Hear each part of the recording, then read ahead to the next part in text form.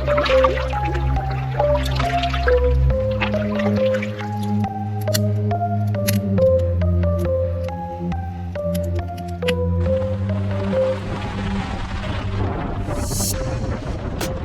you feeling? Feel good. Yeah, ready for your trip? I'm ready. I'm gonna be eaten alive by some wolves. Oh. I have a feeling this is not gonna be good. Shall see. We shall see.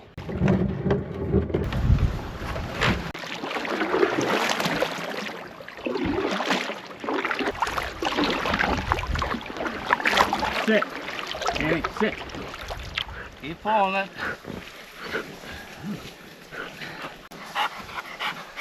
It's my dad. Say hi, Dad. Hey. Yeah? How do you feel about your trip? Feel great so far. Yeah? Yeah. Plenty of wood chopped for you. Yeah. He's gonna be here till Sunday night, another 5 or 6 more days by himself. The sunrise over here and the beautiful sunset over there. Annie, over here. After 2 days, my son is deserting me. He's going off in the wilderness where there's wolves and everything else out there.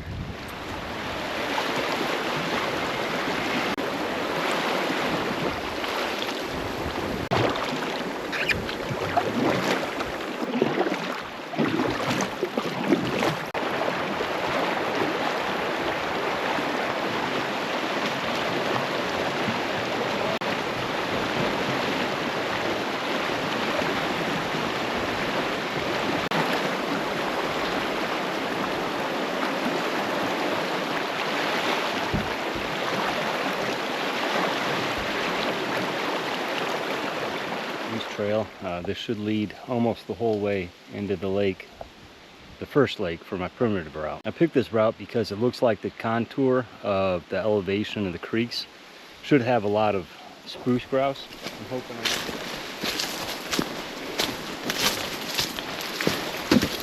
it's freshly broken. I don't know why something that far off would be broken off the trail.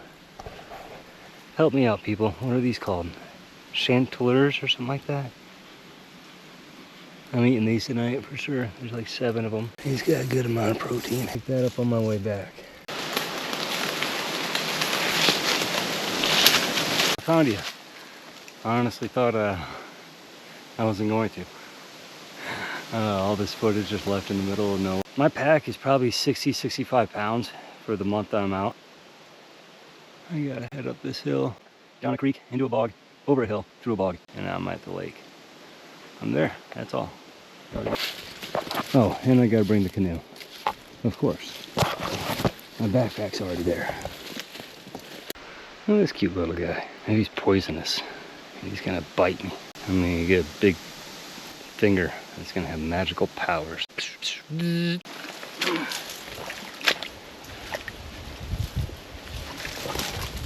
That will work.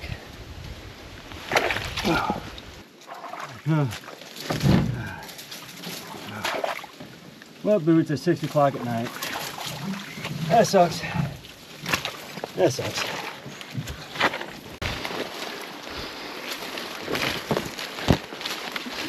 Until a moose has been going through here for quite some time. Oh, every single branch. Usually it's just a couple branches broken.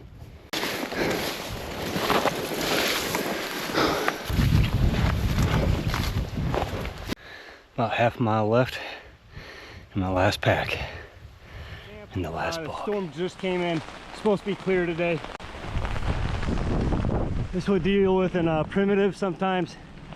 You just got to figure it out as you go, as fast as possible. So I got the main tie downs done, and I angle it really low, get my slopes good, so that none of this rain's going to pool up above and just come crashing down through the tarp. Now also I got. Oh shit. This is fun. This is fun, right? This is what I want. Shit crazy. This is nuts. You got to make sure everything is tied down in these cases. I mean, being tucked away in wind is very important. You can see how much of a gust that there is. You got to make sure that your canoe is tied down and tight. In fact, triple check it. There's no reason why not to. It's going to be on your mind all night long. You don't want that. Being solo, you don't want your canoe or anything getting away. That's gonna be a day trip with hypothermia and so many other problems along the way. Tied it off to a tree, brought up on shore, put it in a bay. Not going anywhere. And also, I bend these branches. I don't break anything. Nothing alive do I break. So I just bend all the branches I can that are in my way. Kind of nice though, right? It's kind of nice out.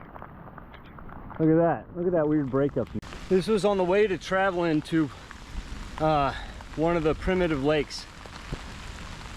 And now I had to take emergency shelter. By the time this is going to be done with, and it is going to be done with, sorry, it is going to be done with quite soon. And it's going to be clear skies, but it's going to be 7 o'clock at night. I have to make camp here. I have to stay here until tomorrow now. I love this. I love it. Quite a lot of gear got wet. Okay, now the storm is over. Thank you, Canada, for that.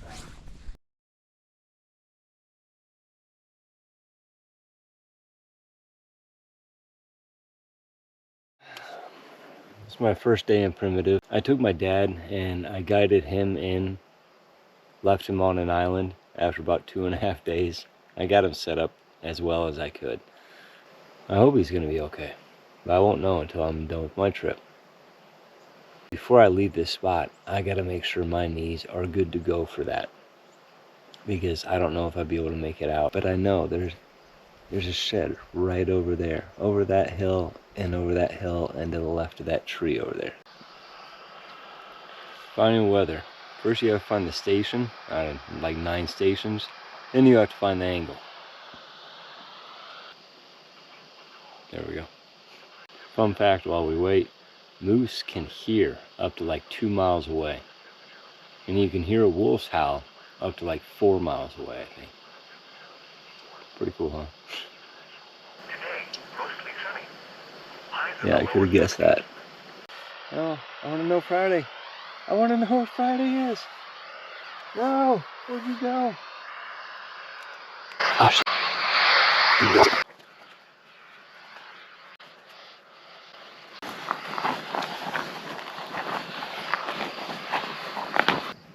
It's a creek that leads to another lake. There should be plenty enough grouse in it. It's about a mile long. I'm just gonna follow whatever moose trail that I can and hop on and off that moose trail. As I come back through the path, if I take my time and still hunt, say it takes me 25 minutes, on the way back I'll work even slower than that, because grouse, you can kick off the trail or even back onto the trail. I've lots of times, I don't know why it is, but I've gone through a trail, came back, and then there was grouse where I was walking. A lot of times. Grouse-a-dias. I should make a pizza with it. I'm gonna make a pizza with grouse if I get one. There's 3 down there. 3. Oh, there's a few over there too. Now I'm just making a trek to this unnamed lake. From there I'm gonna head towards and then south. From satellite view and maps that I have, I kind of have an idea of the best way that I want to take, but you never know until you get there. There could be some down timber. The straight rock shelves do not show on your map. Right now, I'm just trying to make it to the lake without doing any marking of timber that I cut or slack off. Once I get to the lake, I think I'll have the best idea of the path that I want to take with all my gear. So on the way back, I'll modify that a little bit. It's hard to see the direction when you're in the bush, especially on a cloudy day like today. My path is straight, and if I was to keep on going this way, I would run into a lot of new growth. Through there, it's hard to push all your crap through versus old growth like this. So I'm going to take the old growth north up this hill and out of my way, just so I can get up to a burned like rock ledge, take that around, and then avoid all this. New growth is like a bunch of thickets. Even more so, the biggest problem I have going through that stuff for a long period of time is moose. I'm always cautious of where the nearest big tree is to take cover, especially now it's the rut season for moose. I don't stand much chance through that. So no matter how far it is, if there's a way to get around that, I will. To go uphill, I need to cut all this away. This is all dead. Everything here is dead. Once I cut that away, it'll not only help me mark my trail, but also fit my gear. 2 in 1. Here's the old lake. Heading this way. I go down here, I follow that hillside all the way around. Get to the bottom there. There's a small bog. Then I go up some more hill. And then straight down and I should be there.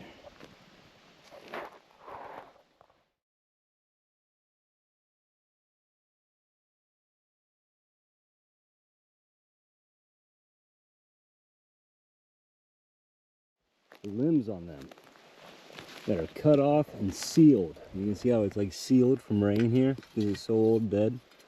That limb will be solid wood on the inside. You want to cut into that. Also because it's off the ground. Now this one, it would absorb that water up and be a little bit hollow. See how they're sealed off? So this is going to be good. That's going to be good. Start off really soft. As soft as you possibly can almost. And then just slowly let the weight of the saw dig in, and then a little bit of pressure when you're right here. And then follow that pressure, like taper off the pressure as you go. So, I've been here a lot of times.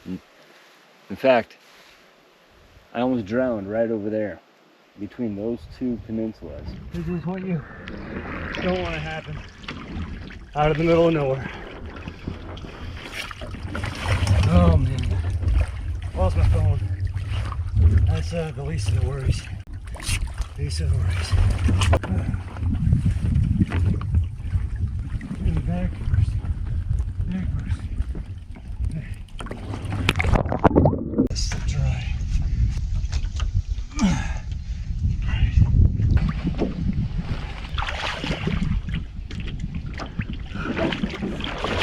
Good morning. So last night was pretty crazy. Second campfire story of Boundary Waters. So I've been talking to like 5 or 6 old timers. I kept thinking about it all night long, about how I almost didn't survive. I decided to come back.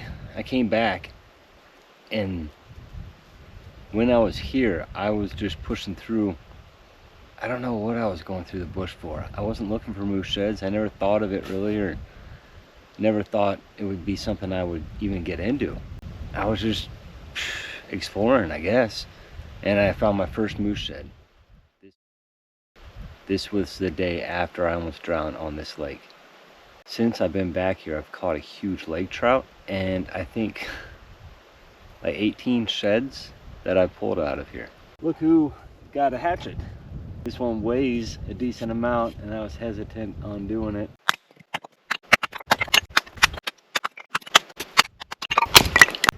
Every time I make it to a primitive lake, my legs are so expended, I can't even imagine going further.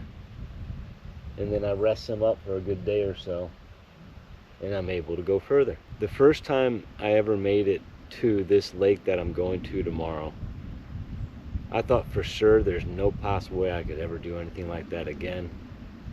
It was crazy.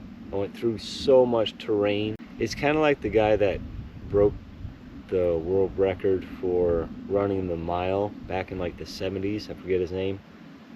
It was like 7 minutes or something he did. And then after that, every year people started breaking it. Well, I know the way there now. It's tough, but I know I can do it. And if I can do that, where else can I go? What else can I bring back? What else can I find? What else is it? I'll show you around camp on a nicer night. But when I set up camp, I do set up the bare perimeters. Okay, never mind. I'll just show you around now. It's cloudy though, so it sucks. Camp is over there. My hammock. Hammock. Is that how you say it? Hammock. Hammock. I'm saying hammock. I don't care. I set up my bear line all the way around with a bear bell, and also I use a triple arm. I have one also, just emergency for me to pull. I have a few backup plans. Hopefully they work. I mean, I have a backup to a backup. And the last one is, you know, just climb a tree and throw stuff at the bear or the moose. Yell. Cry. Anyways, I take a bunch of branches and down trees. There's burned down trees everywhere. And I stuff them in between the outer area of my perimeter for the bear line. So hopefully it gives a little extra crunchy sound. Here is this setup for tonight. I cut this off that tree. These little end tips are perfect. Perfect for, how's the bear gonna get to me? Oh, there's a spot right there. I could see him. He could probably crawl through. Nope. Nope. Nope. These are the new thing that are required. I used to just put my food in a barrel, which that is. It's been just fine. In fact, I've had a few bears on it and haven't gotten into it. But now we have to have a bear vault. I'm not just going to carry those things, so the bear vault's going in the bear barrels. Bear barrel.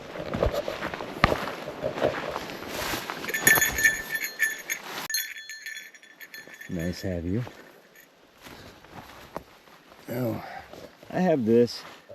Just some ashes and stuff from the fire. And I put these fire starters in there, like 5 of them. So in case a moose or a bear or a cat comes in my camp, I can hurry, jump out of that and start that and scare them away. I think, you know, backup to a backup, right? Okay. A lot of brush for them to go through. Here's my primitive map. So what I'm going to do tomorrow, I haven't even thought of this yet, but here, let's take a look. Okay, we have a key on the back to look at, but this is where I'm at on the edge of the primitive. This is the lake, and this is the trail. The brown is the trail to the next primitive lake that I'm going to make it to. There I'm going to set up camp on the north end. Is one of the only spots he said. Around this next lake, there's going to be some moose sheds on the south end. It might be the southwest, but he said for sure it's south. There's a little lagoon that comes up here. This is another primitive lake that I can go to. Grouse, I won't see many grouse, he said, until the end of my trip. I mean, so far, he's right. So, mine. Oh, there's a mine in a cave. Okay, here, now we're talking. Yep, there's the mine. There is the mine. And that is the cave. So, somewhere on the next primitive lake, that's where I'm going to have to look out for the cave. Cool. So here's another bear alarm. If they come to my camp. It's pretty loud. It's actually getting low on battery. It's not nearly as loud as it should be. Oh man. I always like quadruple check everything, from even my water filter, holes in the hammock, everything, zippers before I come. But that one, skip. Knife sharpener, weather radio, GoPro stuff. Oh, yeah. Take a shower. I invented this. It's just a water shut-off with a tube going to a 2-liter with holes, cap with holes in it, with a fitting, and the other end has a fitting as well, but with the opposite female end to go onto your platypus. Screw that in, open up the valve, and it comes out like a shower. Hang it up in a tree, and there you go. Whoa! It's great. I'm so spoiled out here. Diary. I'm a poet, so I like writing poems like all day long. I'm just... This guy right here. So this gets pulled. This is how loud it should be. This should not be like that. Oh man. Those are some mistakes. I don't need mistakes like this necessarily. So this thing's really cool. I got this, it was only like $1.50. It's got Teflon, or maybe it's Kevlar cord. I think it's Kevlar cord. Anyways, it's really strong cord. It's got a tension knob right here that locks it in. It's got like, I think 200 feet. So you undo the tension knob, you pull it tight. Here's some lessons to learn about tarps. Pay attention to the wind direction that you're gonna have. Gust wind, then plan on the tarp with the wind that's gonna just blow through it. Don't have it so that the wind gust is gonna go directly into the side. And if you do, then create less of a angle on your tarp. Don't have it going straight down to the ground like a lot of people do, and that wind just gonna now all stretch on out. Have them on something that gives just a little bit, okay? Because if it can't give a little bit, it's going to not give a little bit and break. You can tie down to anything, even plants. I've done plants, I've done rocks, where I've been on a cliffside and I tie a rock off on a rope, and then I tie off another rock on that rope 2 feet up and then string it over the cliff. Your 2 anchor points you want on something solid. Everything else, try to make it on something bendable. Tip for creating fires: knotted wood. You find even the driest chunks to where you're like, oh, I can't take that limb over there and use it because it's so dry. It's just gonna burn right up. It's gonna be all wet and everything. Well, I promise you the knots in them are not. Take that big chunk. I've done videos where you just take it and bash it and close your eyes. You just bash against a hard rock. Just take those knots out. Once your fire's going, throw one of these in. The axe has had a lot of work, so I need to sharpen it. This sharpener I bought a long time ago, dummy proof. I mean, it's got the angle on it, so start with that angle, and once you get it down, you're gonna know what angle to go at, and you're just gonna be able to go all the time. I used to go like this, and it kind of gives you more pressure on the axe pushing towards it. But when you're so tired, and as long as you know the angle, you're comfortable with the angle you're going at, there.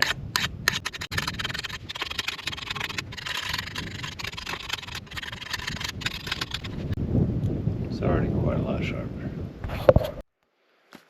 Okay, I'm making my primitive port to this unnamed lake. This port is probably 60-70% all moose trail.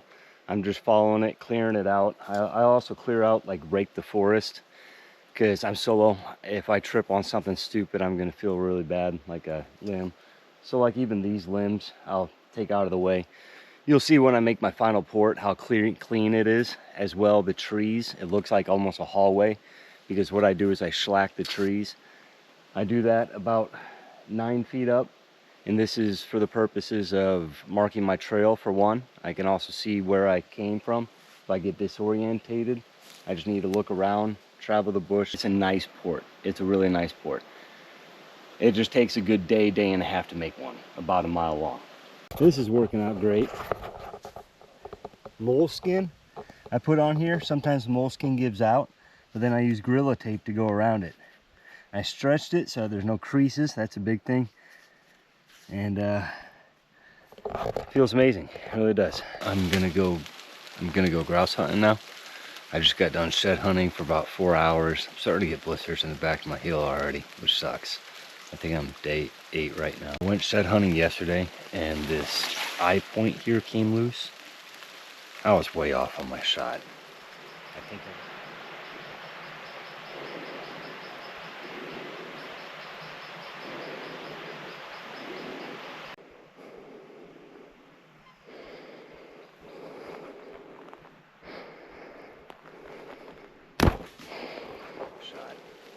I think I got it squared up now. Practiced. I feel confident. When you go hunting for anything, I mean, if you're off on a grouse, it's gonna still kill it. Especially large game, you practice till you're confident. I'm confident. I know I can make a good shot. I use lighted nocks. If I do lose an arrow, then I'm gonna be able to find it when it's dark out. Good time of grouse hunt is 4:30, 5 o'clock until dark, but I gotta account for, if I do get a grouse, I gotta go clean it separate from an island where I'm at for bears, wolves. Then I have to make a fire. I have to get that going enough to get coals going, and prep the food, make the food, and then eat it. I mean, it doesn't matter. A little bit of whiskey and I can stay up all night long. All right, let's go.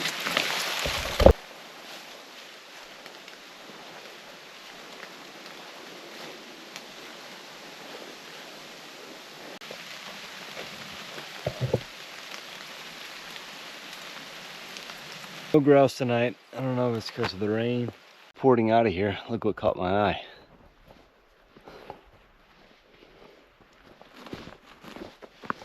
eye.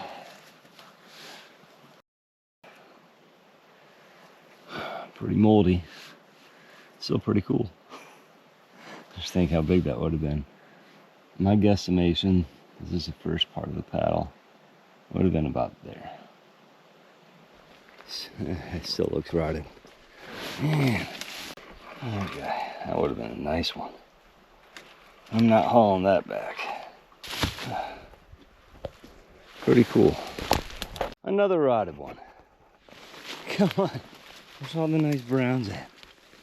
Oh my. The next few nights, maybe a whole week, I'm gonna have dreams until I find a nice one.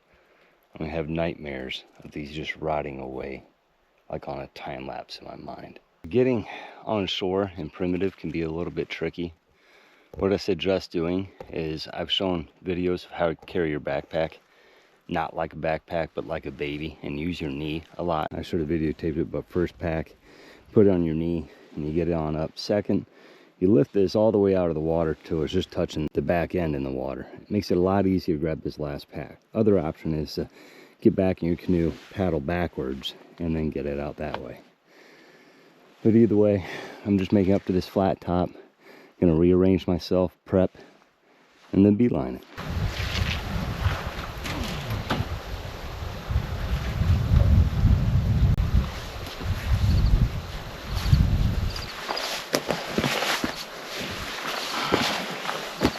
I'm gonna try to videotape most of my my primitive port that I made, because I'm so proud of it. It's a little over a mile long, through a lot of different territory. When lifting my canoe, I always put it on my knees or on my thighs like that to begin with. I look for where I can take that tip and jam it into to get leverage to lift it up.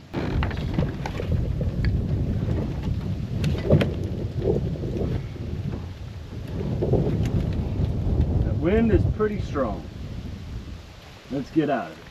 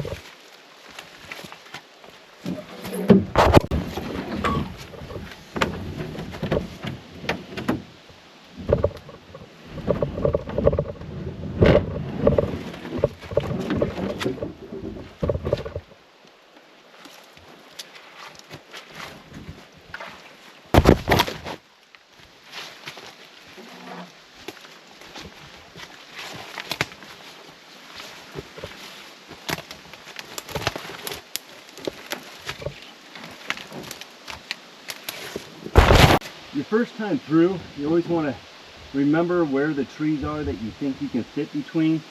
The worst thing is going pretty far and then getting stuck, and then having to back all the way out.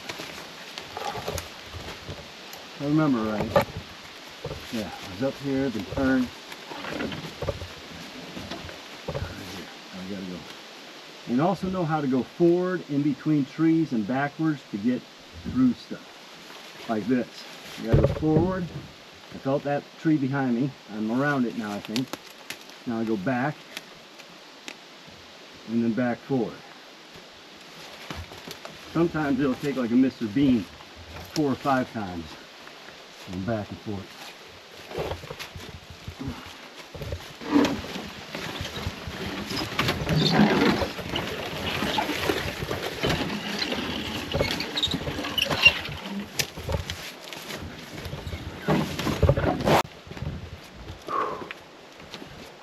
Okay, moose territory.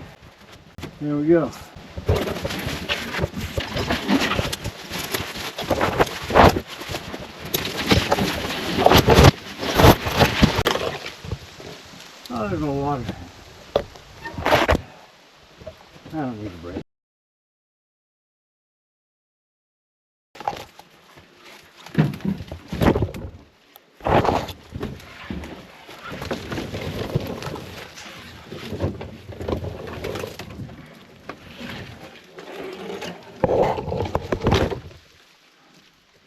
is still okay. Yeah, all right. So get around this point here to head right. See, in between these two trees here, I'm gonna have to go as far forward as I can and back my end of my canoe right up over this rock.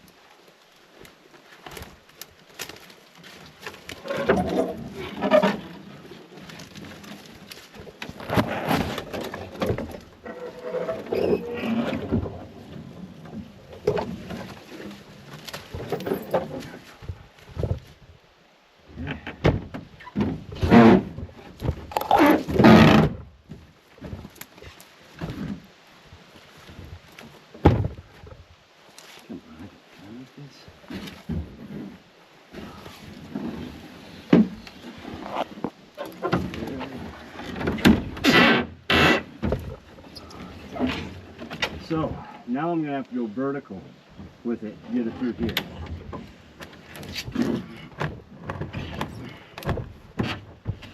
That might not work, so I have to go more vertical.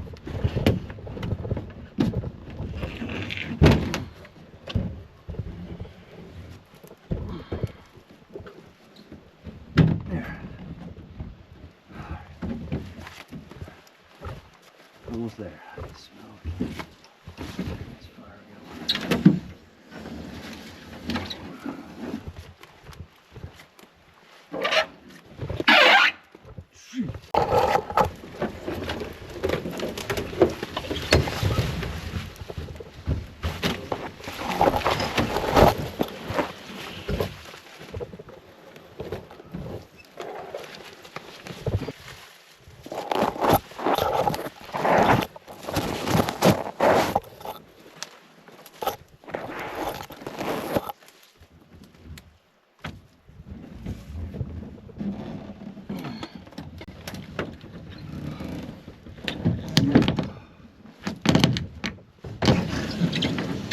That port through primitive that I just made was requested by Dave Hershaw of Minnesota.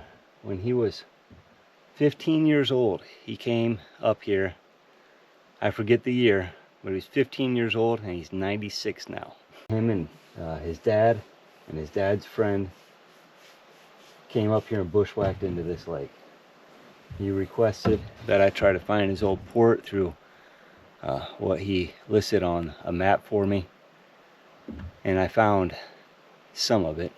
Any other requests? Anybody up there, old timers, you want to see old memories, what they look like now? Give me a description where I can find your spot. I will bushwhack there, spend a week there, and make new memories for both of us.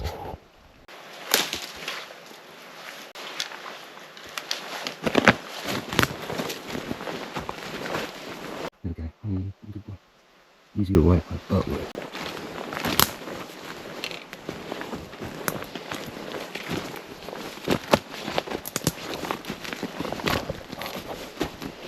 There's this little hill, 60-pound back, day 11 I think I'm on. It's a lot. I'm gonna bring the canoe through and try to videotape. On ports like this, I always bring my backpack and my bear barrel first, because I could survive without my canoe. I can leave my canoe there. If I end up twisting an ankle, again, fight with a bear. Following my port, you'd almost think that I picked my path by following mushrooms, just because there's so many on my path. There's some weird ones. Up right there. This guy, pretty cool looking. He looks shroomy. Furry guy. It's hard though. There's a red guy over there.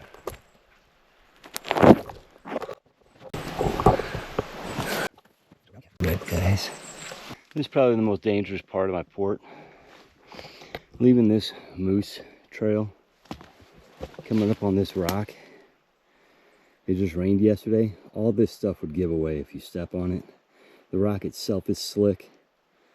So you want to always have 3 points of contact. Always be grabbing on something like one of these trees. And while you do, and you're coming down, you slowly let go of it like that, so that you still have tension all the way down. Going up's a little bit trickier. Slip here, you're solo, get concussed or whatever, and that's a game ender. I can get a little bit of grip, but once you trust that grip and it gives out, you're screwed. So what I do is I go sideways with as much surface area of my foot as I can and flat, and reach for one of these branches up here. Reach for the base of it just to give me some kind of tension. You can feel the root when it's about to give. Don't press your luck too much. Grab on the next piece, grab on multiple, and then just work your way more and more up. The rock, even though it looks like it's dry, you still, I mean, it would be a quick slip too. Moose Valley right here, for sure. It's crazy how much territory you can travel, that moose go through heavily and not find any antlers.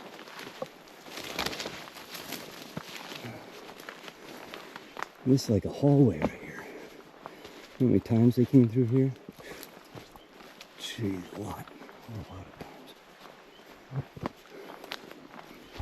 So I'm going to go around the whole lake, use process elimination to figure out where I'm going to make a camp for the night and the next 2 or 3 nights.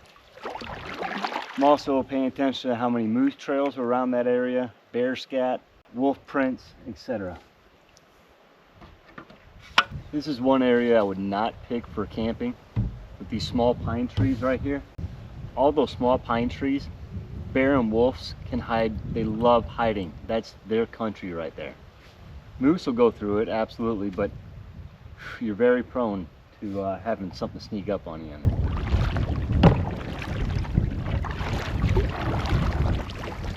Show you a few things that I do when picking out a spot. Cooking here,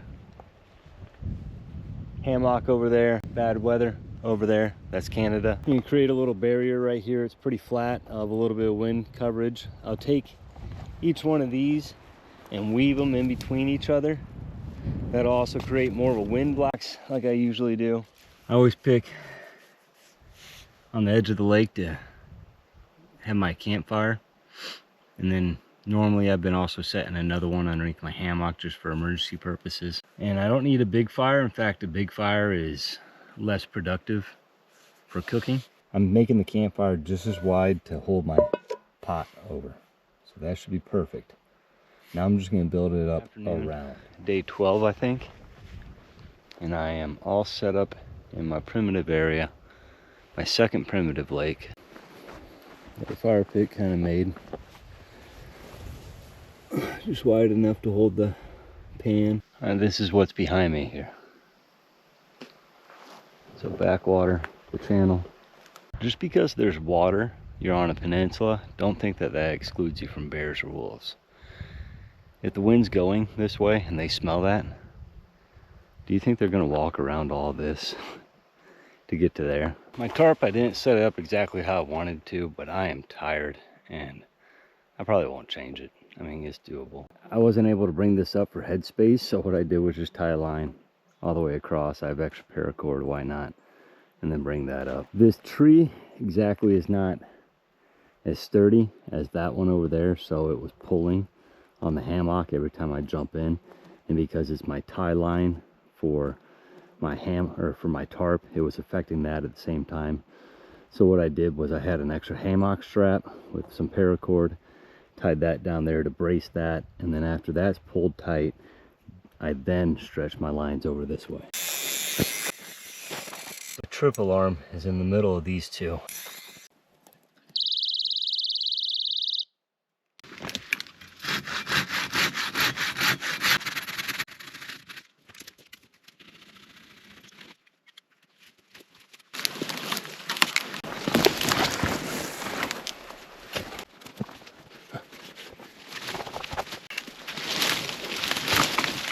As I was just talking about how shitty the fishing is in here, and that this should be called Death Lake,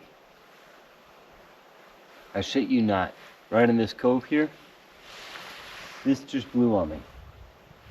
I don't even see a tree around here that it can come from.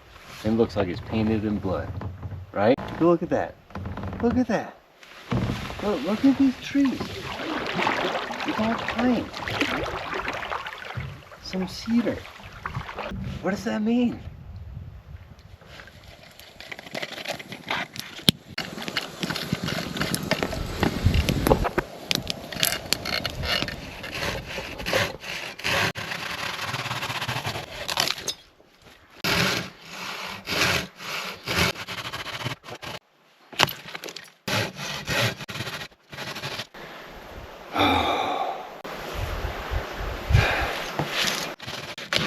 It's going to be raining the next 2 days, so I want to make sure I am squared away. And I figure I'm going to be here 4 or 5 days anyway, so I might as well have enough for even after the rain. When I go and saw wood,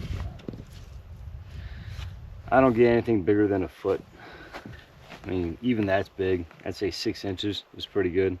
That's average, you know, 6 inches, right? That's all you're gonna need to build a small fire anyways. Any bigger than that, you're talking pretty big fire. I mean, not necessary, especially if you're cooking with pots and pans.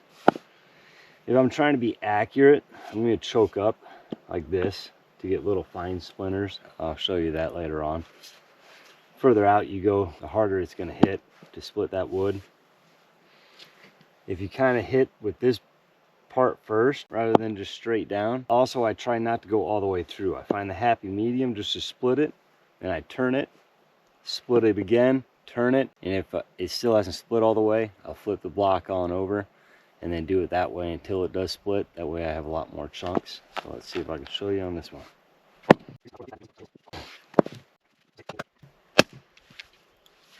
I was put it on the fire like that. The air would go through there. It would be a oh, that smells so good.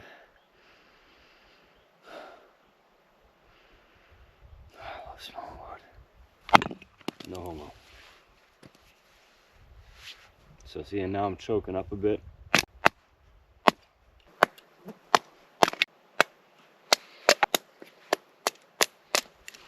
I always make sure this is the sharpest part of my blade when I do sharpen it. That way for these small little bits and stuff, it'll catch, and up here won't. A lot easier down below.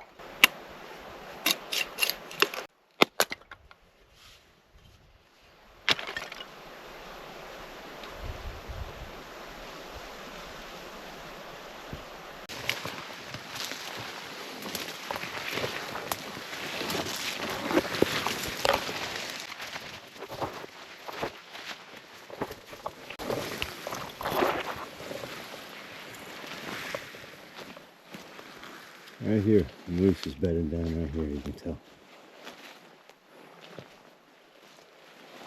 Walk through here, poke some branches off, ate off the tops. See how these are all broke at the top?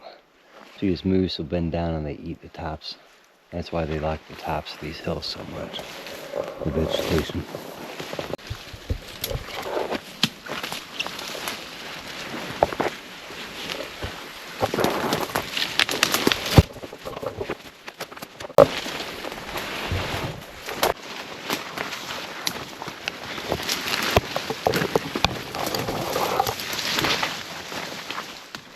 Making my trek to my next lake over there, my next primitive lake.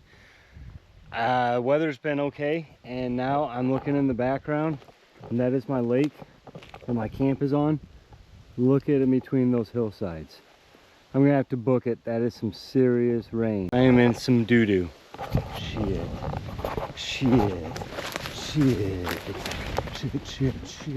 This is my 3rd day fishing this lake. It's over 100 feet deep. It has a lot of nice contour. I've not seen one fish flop. I have not had one bite. I've tried top water.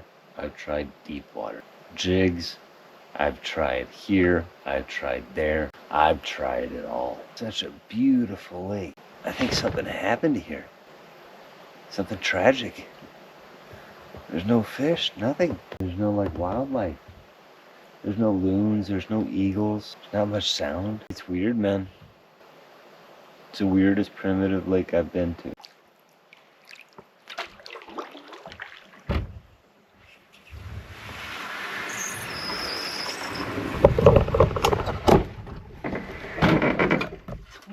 Day 15. Some of you asked me what I do when I get bored out here for a long time by myself.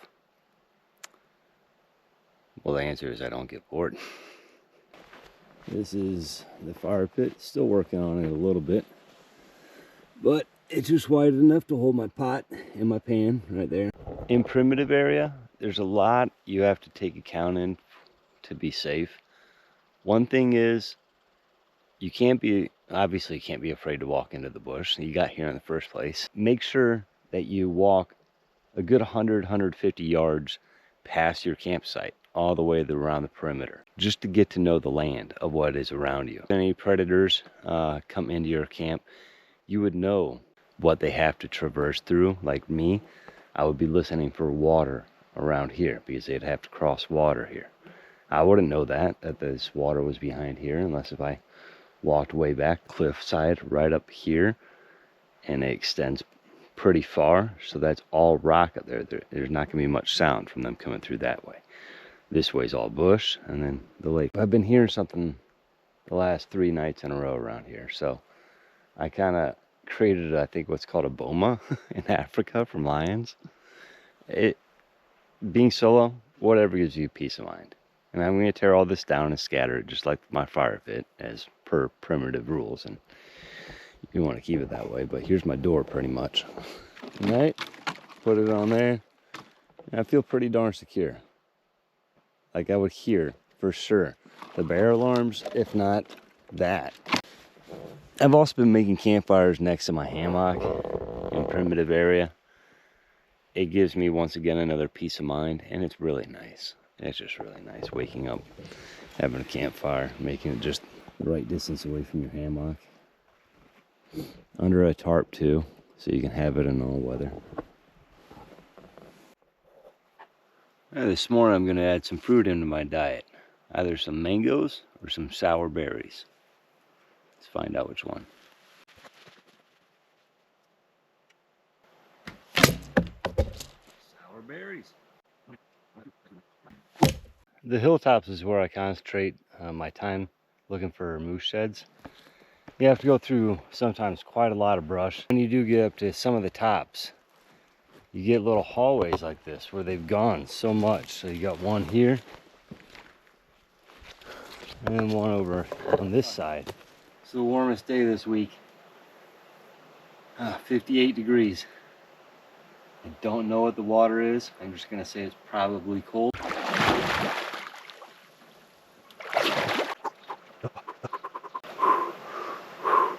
Hopefully the pizza dough doesn't taste too good as dough, because if so, there's not going to be much left over to make a pizza with. Yeah, I probably should.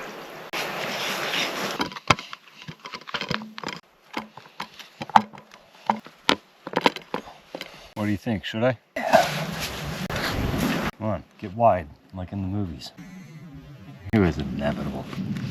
What does it taste like when I don't do it? I don't know if that's good or not. It's just I haven't had food like that for a while. All right. Stop it.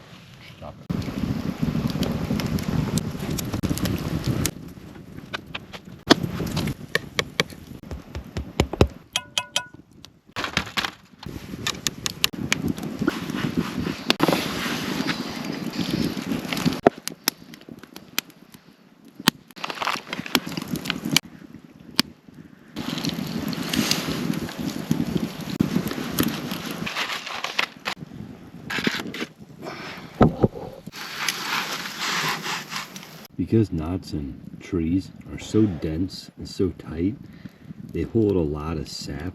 I was gonna take that and put it on a stick and tie it together. This would stay lit 1 hour.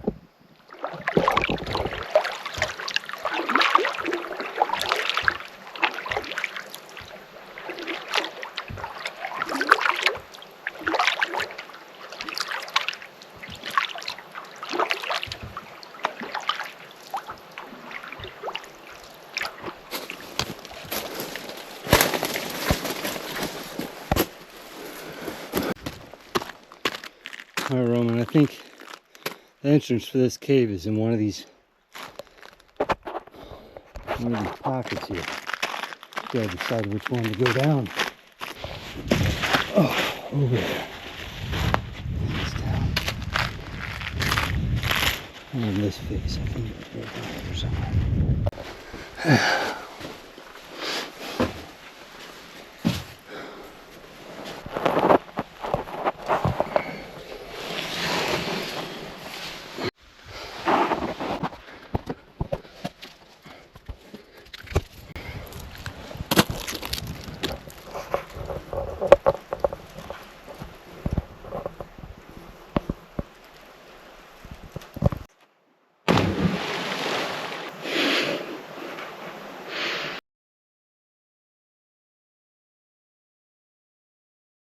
I've been at this primitive lake for 3.5 days so far. Sometimes you bushwhack into a lake, you have no idea if it's going to be good for fishing, good for grouse hunting, if there's many sheds around it, what the terrain is like, if there's anywhere to make camp. You can only see so much from topography maps and satellite view. This lake though, I have been fishing it for 3.5 days. I've tried everything. Every night's been perfect like this, flat water, nothing. What I think it is this lake, all the way around it, all these lakes up here without water in them, and that's how I try to view the landscape. It would be like a cliff. This lake would be a cliff on all sides. It's just as soon as you step in, it's like 8 feet deep. Fish need spawning areas. I was here one time like 6 years ago and I brought a depth finder, and it said it was like 130 feet deep, and it showed fish down at the bottom. It has to be lake trout. How can they survive down there? Eating each other, repopulating, eating each other, I guess. But anyways, tonight I'm cooking this pulled pork. You just boil water, add it in. I got a few packets of barbecue sauce, add that in, and then you're good to go. Tortilla as well. This hill over here and this hill here, what you see, everything, almost I've covered everything. I mean back and forth, so that I'm looking like 20 feet over each side, making another loop off that 20 feet set, and over this hill to the next one, on top of the next one. From as far as you see, all that shed. Found nothing. Nothing. That took 9 hours today. Yesterday, I just came behind my camp here and went straight back to the next lake. Zigzagged all the way back. Nothing. Nothing. Except a little femur bone of something. Is this going to be the only memory I bring back from this lake?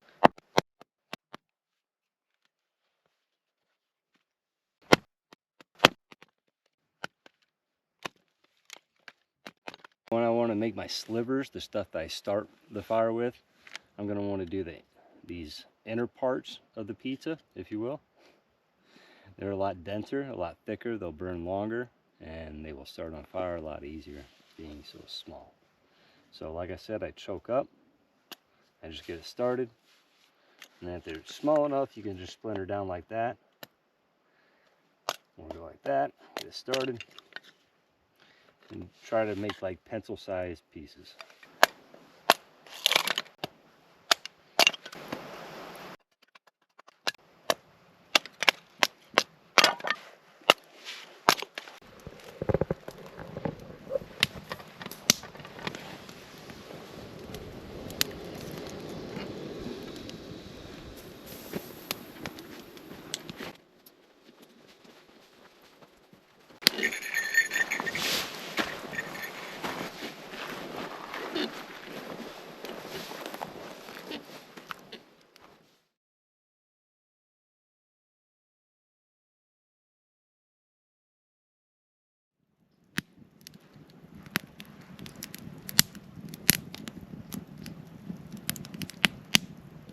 It's already 10 o'clock in the morning. The sun's up. I can't even see the other side of the lake at all. Not even close. I can't even see my canoe.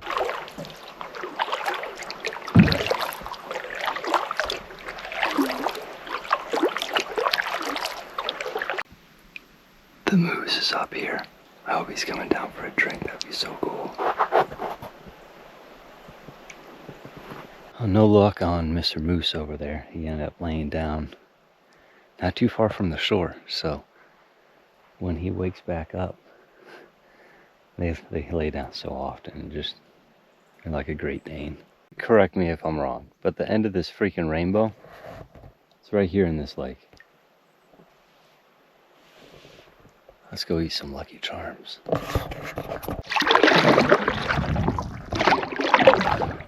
We're getting closer. About 20 more yards. We'll find out if this turns me gay. It gives me care bear powers.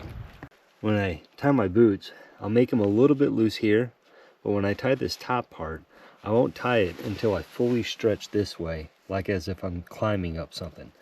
That way, when I am climbing up something, it's not going to be super constricted there. So do not put it on a moose path. I've never heard of it happening. It just feels like it's something that could happen. A moose walking on your canoe, trying to get in the water. Because there's not a lot of places to get in and out of water in most of these primitive lakes. Easy access, at least. It's either through a bog, through a cliff, or there's some kind of rock shelf that comes down, usually tapers like a peninsula, and tapers down. That's what they prefer the most. Most animals do. Of course, path of least resistance. So, here we go. Heading east. Most animals do. Of course, path of least resistance. So, here we go. Heading east. I don't want to go too far this way to find a perfect place to land, because if so, there's going to then be areas I'm going to have to traverse that are really high elevation, low elevation, bog up and down. This is the first spot that I come to, and probably the best. It's going to be like this for a long time until I find the canoe off to this tree, hopping up here. That's where we're going.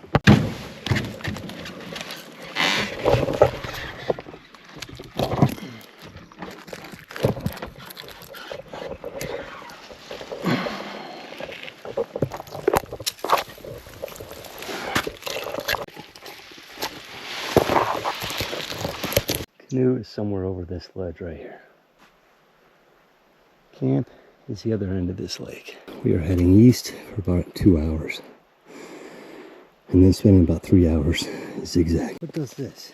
What would take this heavy ass rock and move it out of there sometime this year? Because that's still, it's fresh. Anyone? What would do that? Maybe if a moose was laying down right here, right? And in the middle of the night, it kicked. There's a moose right over here.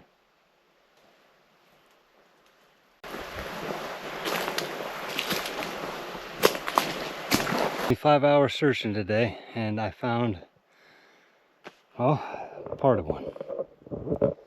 I really hope I find one on the way back. This was a small one too. Just a little baby paddle. I think that's worse than not finding any.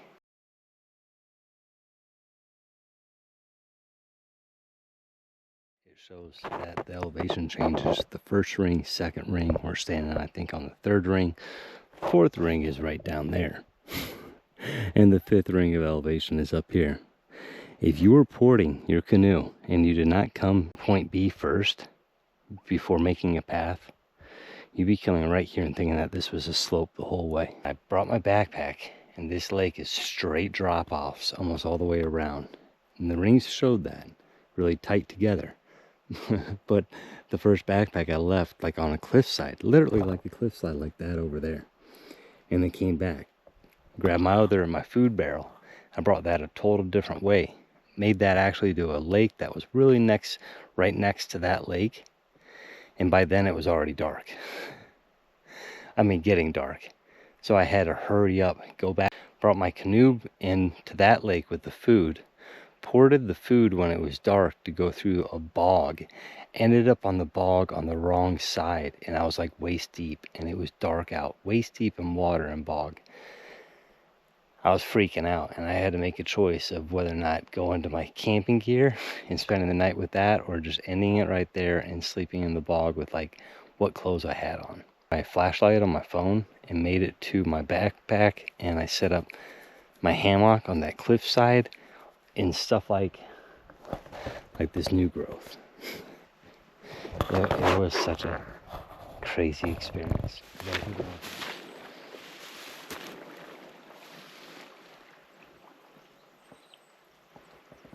Now you gotta figure out a way down and back around without having to go through that.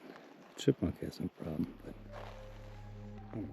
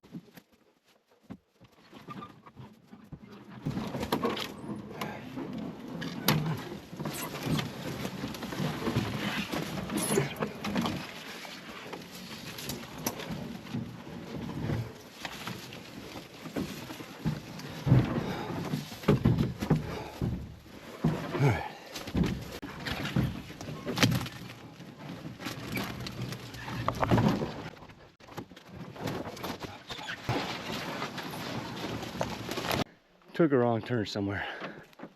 That sucks. All right.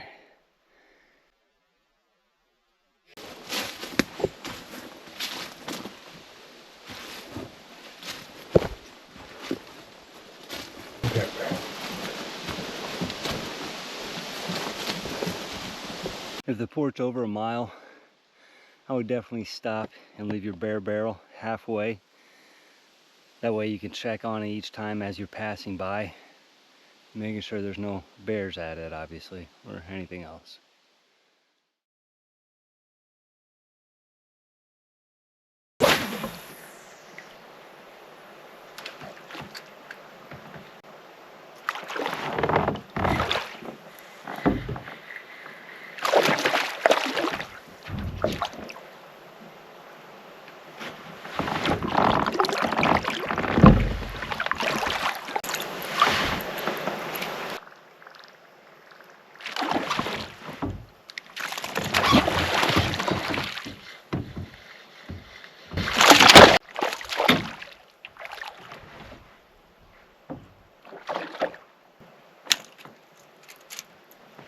Let's see how big he is.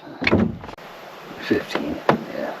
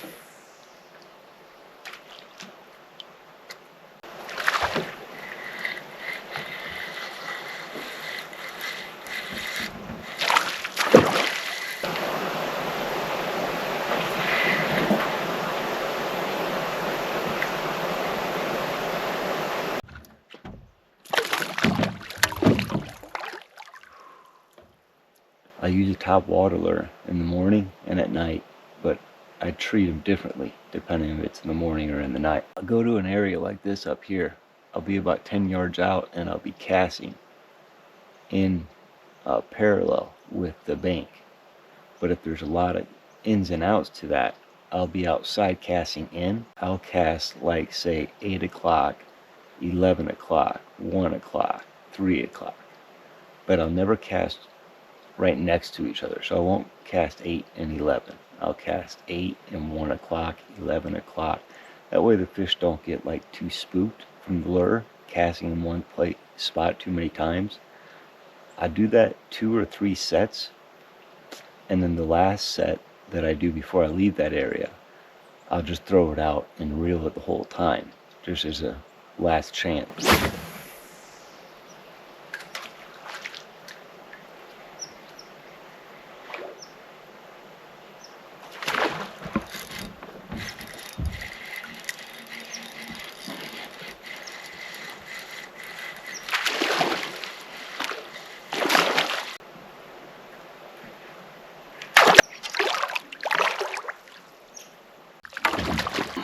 Okay, 17, right?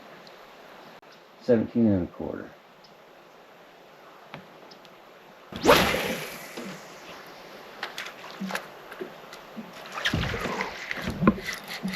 Oh my gosh. That thing jumped out of the water.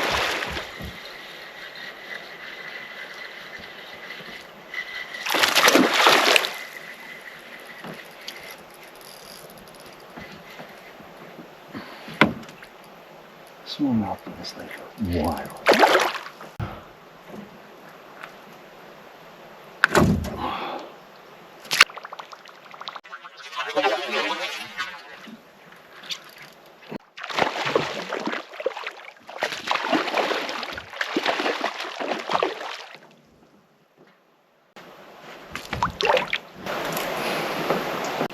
Fat boy. Primitive camp number 4 right now. I'm gonna go check out a new lake today. I'm gonna bushwhack there. Should take me about an hour to get there. Just bushwhack with no gear. I'm gonna see if it's worth me taking the canoe to, and if so, what's the best path. Put that on. I hang it up in a tree, and there you go. Whoa! Take your bag and let it warm up in the sun all day long. Always make sure to put your lid back on, because one time I did not, and throughout a night a mouse climbed in there, couldn't get out, and drowned in my clean water source.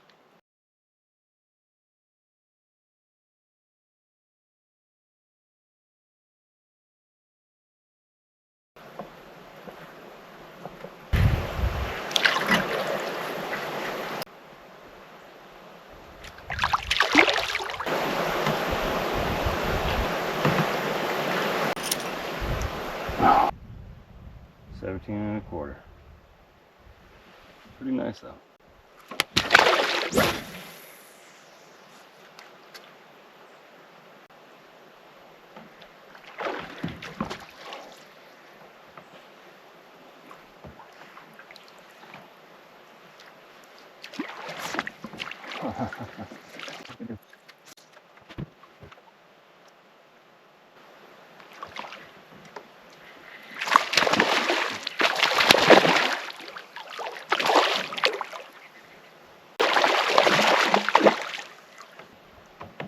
Dinner tomorrow night. Okay, so I haven't given up. 5 hours today, 8 hours the other day, 6 hours day before, 4 or 5 hours day before. I finally see one that's brown on top of this hill. I'm a good mile and a quarter away from the lake that I'm camping on. Keep sticking up.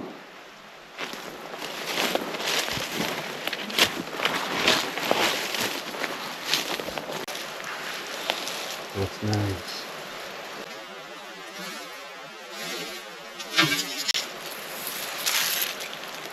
It's almost all there. Brown as shit. Oh, dang. Nice time for them out. That is so rewarding. Can I tell you, after, here, here's a good look at it. So it's missing probably, if I had to imagine, a little paddle right here, 2 ends. Look how brown that is. It is October. It's got a lot of cool detail to it. Each one is so different. Let's go try to find the other one, huh? That would be, that is so rare to find a couple. But last year I did. This is gonna take so much to take this home. Oh my gosh. Oh my gosh. Let me show you what I am taking this through to get it back. It's starting to get dark, so I gotta hurry up. I know I'm heading towards the sun, is where my camp is. But I am probably about 2 miles.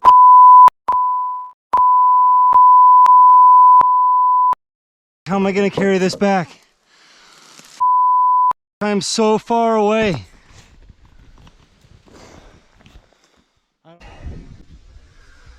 I'm halfway there. In my camp over there on that lake over there. These sheds came from another lake twice as far as this is, at least. Oh my gosh, I feel like giving up. Mike is baking a damn pizza. There we go. Pizza. Almost passed this guy up. Look where it is. The middle of all this. So of course it's gonna be rotted, I bet. Oh, it's okay. Not bad at all. Now I got two to haul back now. I got a half mile to get to the other one and 1.25 miles from the other one to get back. It's 4:30. I wanted to grouse hunt. This is worth it though. It's worth it. My other moose shed is on the left side of that lake. And then what I have from here to this lake times by 2 is where my lake is. Just give you an idea what I'm taking these sheds through, both of them. This is just one hillside out of probably 7 that I'm going through with this. And that's just to get back to the primitive lake that I'm on. Then I have to take them out of primitive, then I have to take them out of boundary waters. That's why these are so valuable to me. Priceless. Priceless memories. Now I've traversed a bog.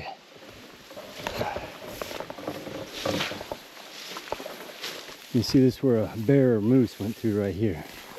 So I'm going to try to follow that path.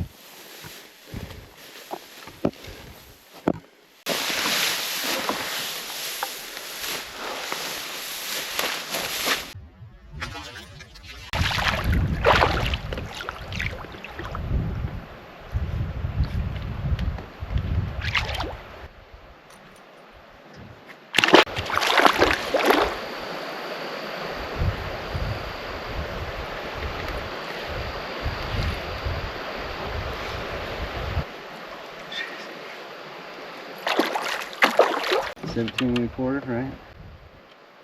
$16.25. Oh, you're small.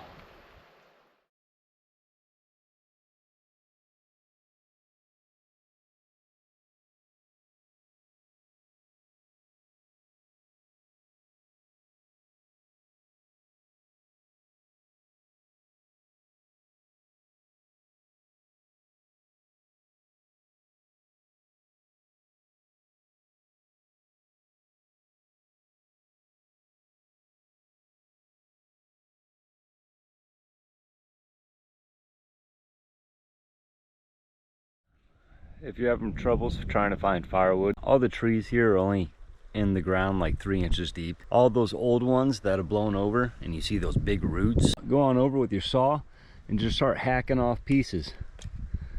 All this, all of it's pretty well contained. It's not split too much to where the water seeped in and made it rot like most of this. Not only is it super solid, but it burns incredibly slow, just like a knot on a tree.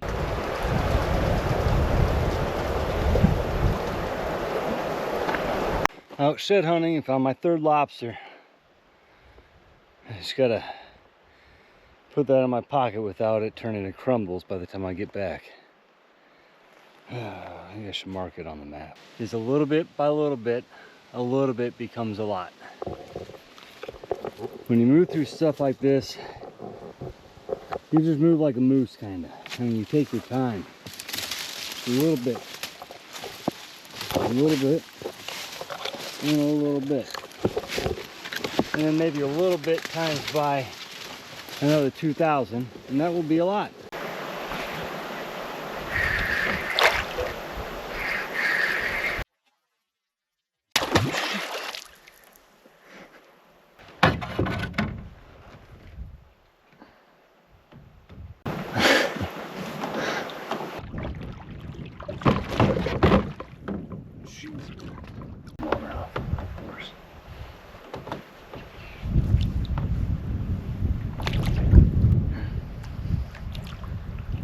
Jeez. 17 inches probably. 17, 16, 3/4. Need to grow up. When you're trying to figure out a moose path, the direction that the moose is going, you really got to think of in terms of what the moose sees. What we see is not what the moose sees. And to put that in perspective, can you tell like which way is the best path? What about up here? Okay, that's what you see. That's the same perspective what a moose does. So instead of this, another 5 more feet up, like another 2.5, 3 more feet up than that is what the moose sees. And there's stuff about chest height and you can't really see through. But, oh, they wouldn't go through that. No, they definitely would. Absolutely. That's their grass. 15.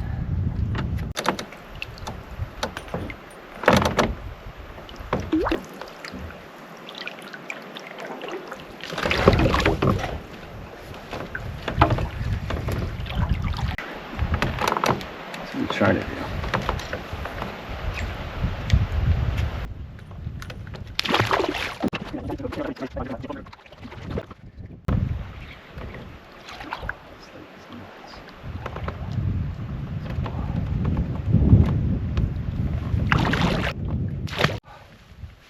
When you're parked on shore like this, and I don't know why you would, but say you just forgot, slipped your mind, or you didn't think it would matter that much.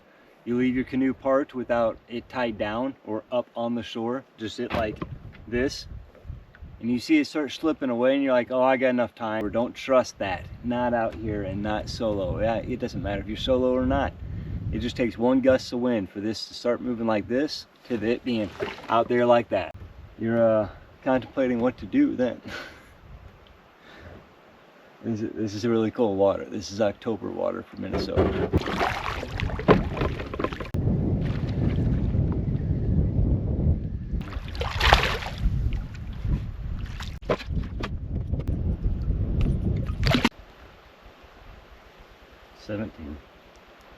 Seventeen. Stuck here for a 3rd day due to wind. Cannot go anywhere. It is so dangerous. When I first started out, I would push through and stuff like this, and it would be like a roller coaster. You get like that feeling every now and then of, oh shit. Oh, what am I doing out here? Oh no. You know, it's a good bad feeling. Bad good. We got 5 old ones and 2 new ones so far. Oh, it's so depressing finding these. It would have been pretty cool. Here's some more of it. That's pretty big. Whatever size it was, it would have been pretty cool. A few years late on that one.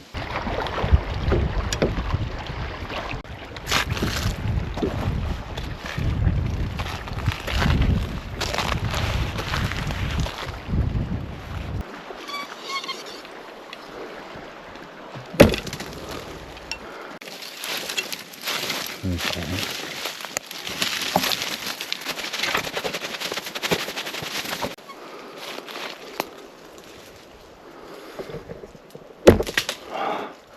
grouse hunting is only prime from 6 to 7 o'clock, and if you do that and you can't see the sunset, you can't go fishing and get that top water action at that perfect time of night. But if you do that and you can't shed hunt either, the decisions you have to make when you're out here, it really gets rough sometimes. I don't know. I would not wish it upon anyone, except for myself. I'll bear that responsibility and that pain for everyone. I'll do that.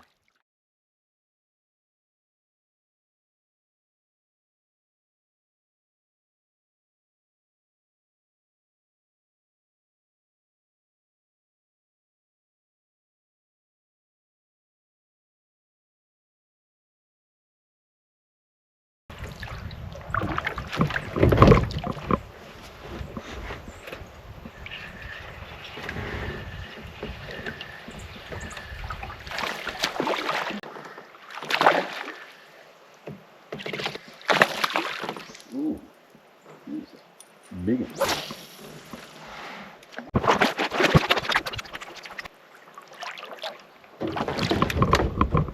Jeez, this one's bigger. Oh yeah, I think it is. This might be my 18-incher finally. 18, finally. Out here in the boundary waters, especially northern pike, you want to wear them down, like the 15, 20 pounders. You want to just do this. You don't see me on video doing this because it just takes so long. And I wear them down to where they just kind of stop going so crazy. I do that for my own safety, because taking a hook out of a northern pike when they flop and it's 15 pounds feels like your wrist can snap. Let alone they have, I think, 500 razor sharp teeth. Like I said, my safety is the most important while I'm out here, and then their safety after that. Smallmouth bass, you could try this all day long and they're just still not going to be worn down. However, handling a smallmouth bass is much easier than a northern pike. Northerns, you have to get, it's a different practice. You can get used to it, but smallmouth, once you grab their lip and you hold them vertical, usually they stop flopping. Northern pike, they still go crazy. You have to grab behind that first gill there and hold it out tight at an angle, just like you do with their lip. You gotta hold it out with tension, something like this. Him, see, he'll go vertical. Put my thumb in there, boom. They have so much more fat around their lip than northern pike, so it's so easy to get it out. Maybe he was 17. Man, he hit hard though.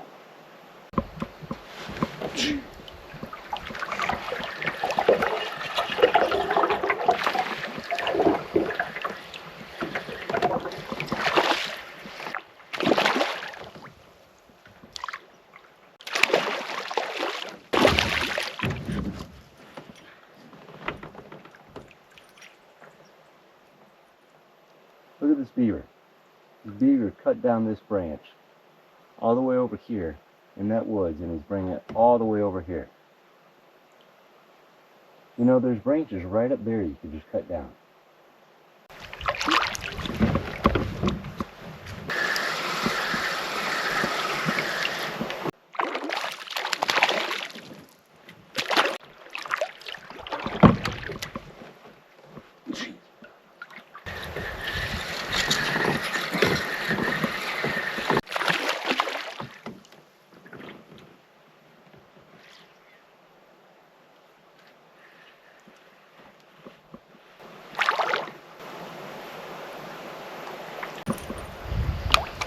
Jeez, he's 16. He's not that big.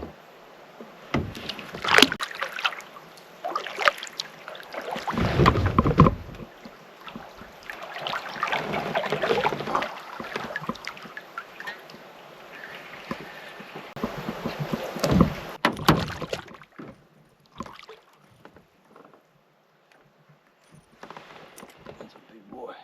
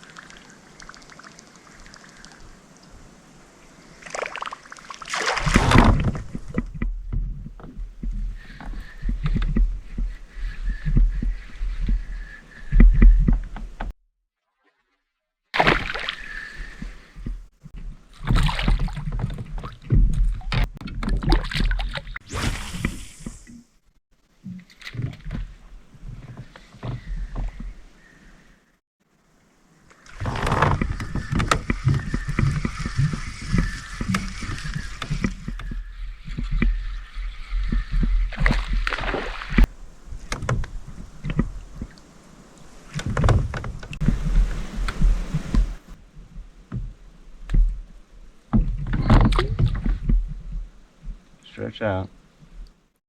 There you go. Another fin. Yep.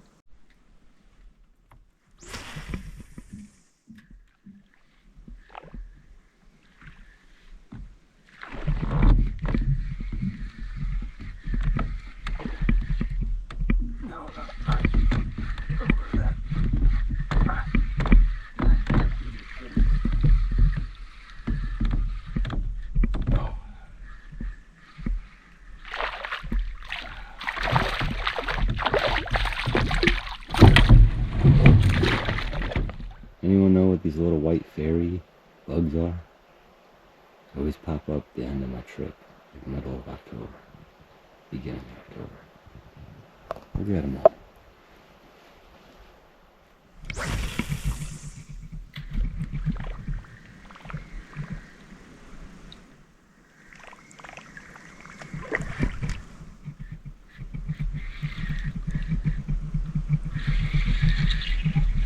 That's a big one.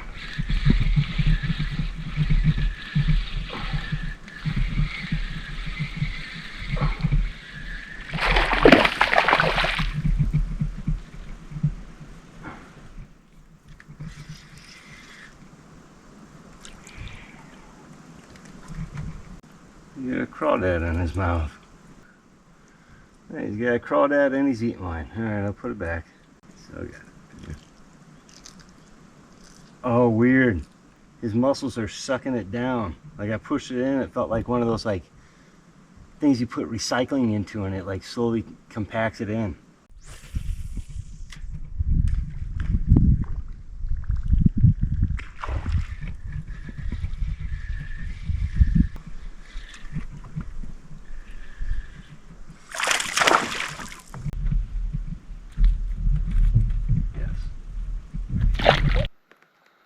Another unnamed lake with 3 small little islands on it. Took me about 2 hours to get here. I might go another hour, which will put me probably at that highest peak that you see. Not the furthest one. That'll probably take another 2 more hours past that, but this first one right here. And then I'll take it on around 5.5, 6 hours. So far 2 sheds, 4 old sheds. I don't know, maybe like 23, 24 hours, a whole 24 hours probably looking. That's crazy. And I'm still going. I'm addicted.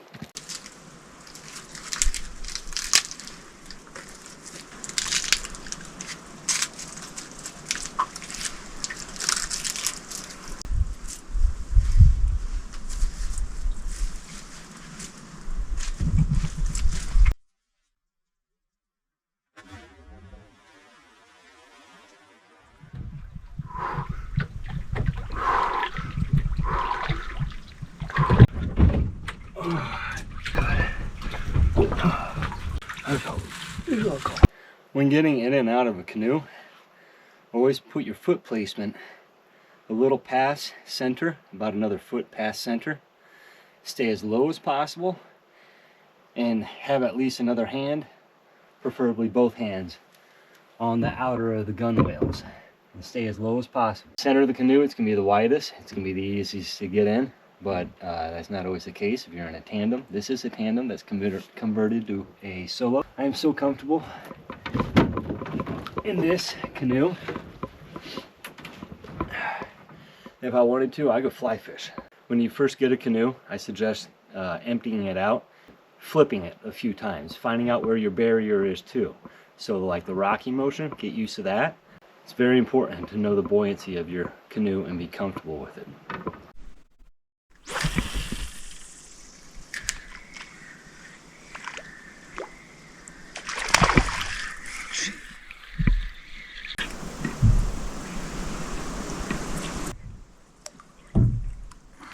Jeez.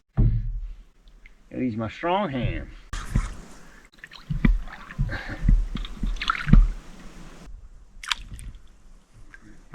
Jeez. Good boy. 17 and a quarter, of course. 17 and a quarter.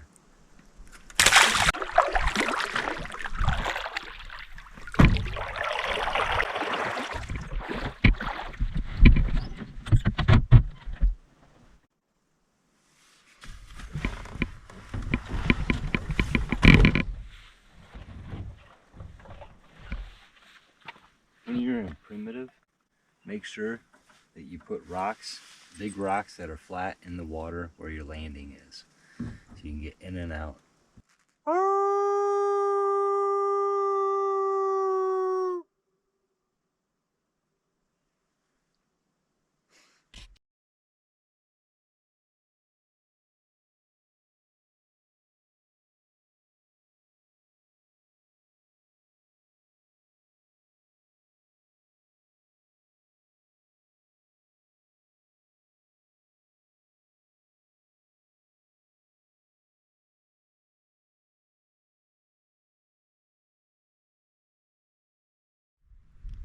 Oh, finally. It's gotta be a lake trout. Big one, I think. It is.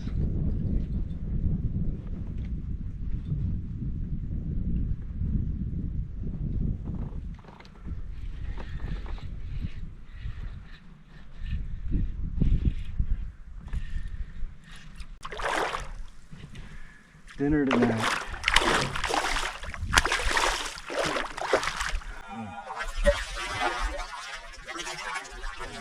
Twisting that line so much.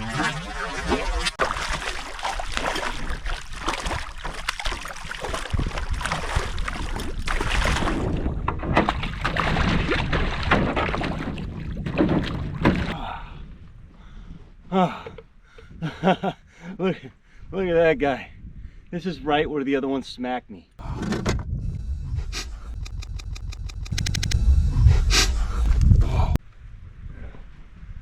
It is going. Nice. It's a nice lake trout. I'm so hungry for lake trout, but that's too much for me to eat. That is way too much for me to eat. Oh, he is lucky. Alright, time to let this guy go. Oh, that sucks. I would really like to eat lake trout tonight.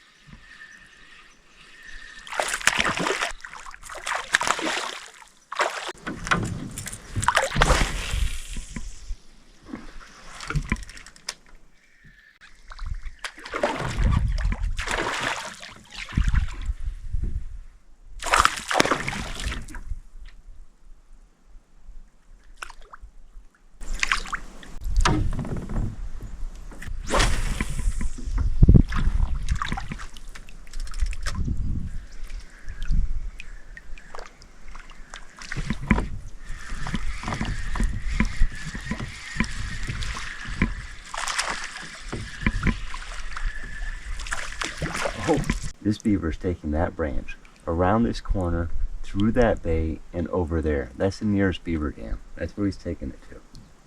And then cut it down from way over there. Face the wind, whatever wind that you do have, and then you just stay still. It depends if your front end is going to start moving or if your back end is going to start moving. If your front end starts moving, that means you need more weight in the front end. If your back end starts moving, you need more weight in the back end. I thought the antlers and the bow would be enough because there's about a 10-pound rock back there. Obviously I need a few more pounds up there to trim it out correctly.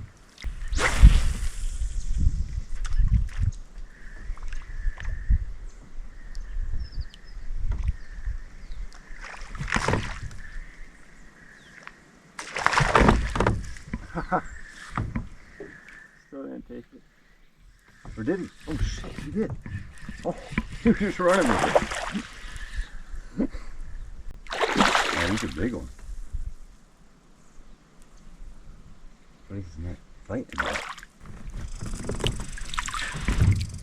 That's gotta be pushing 17 1/4. Right? With the beaver in the back.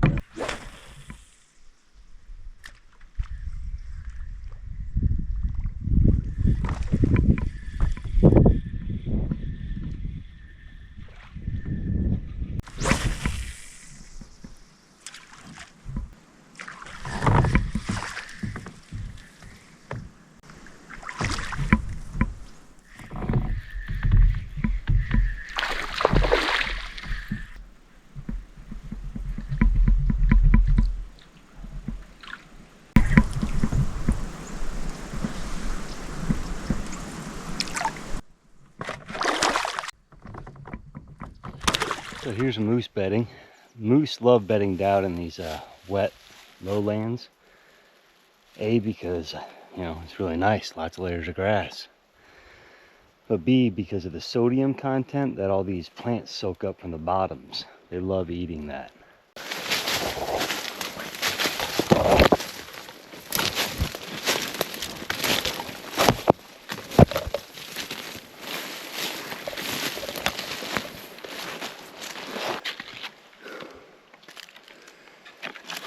That would have been a big one.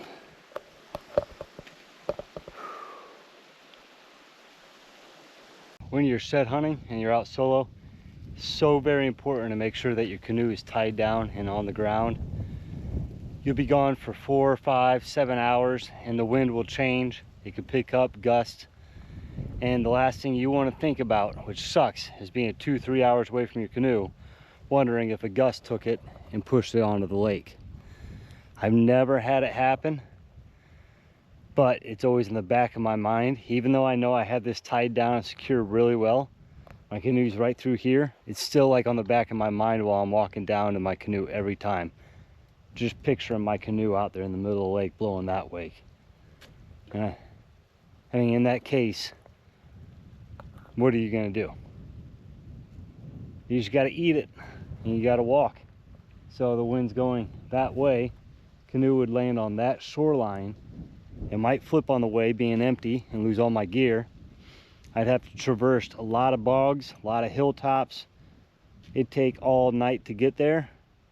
And then once I get there, who knows if the paddle's gonna be with it or not. It'd be a life or death situation. So make sure your canoe is anchored down and secure when you leave it. Another really big secret is if you're gonna be out for longer than 2 weeks, make sure that your sweatshirt, your sweatpants, your sleeping bag, you use extra laundry detergent on it and let it really seep in there. That way these clothes that aren't gonna touch your body and get sweaty and smelly after 2, 3 weeks, they're still gonna smell really fresh when you put them on.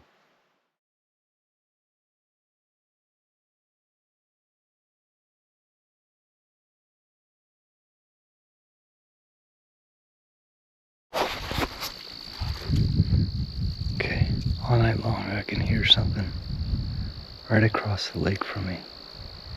It's big, it's moving through the forest. It started over below where the moon is. Second time I heard it was more over here. Third time I heard it now is over here. This comes into a cove. And then my bear lines are set right here. But the wind's going that way. So whatever it is, a wolf, I can hear it moving now.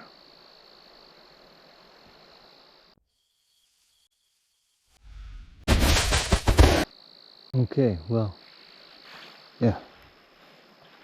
Back to bed, I guess.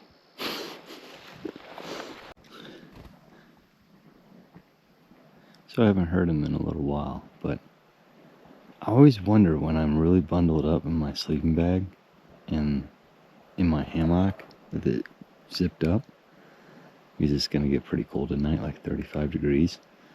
When I'm really bundled up like that, how quick would my reaction time be if there's a bear just right outside, you know, like huffing or grunting or whatever? Like, I can't imagine it. I mean, I wake on up and I'd be wanting to unzip this mummy bag and I'm tight as hell in it. I'd be yelling. By that time, I'd be staring at a little bear right here. And I don't know if I want to get out. But I have to. Because otherwise I'm just a sitting hot dog here. It's a nice, pretty little looking hot dog for him.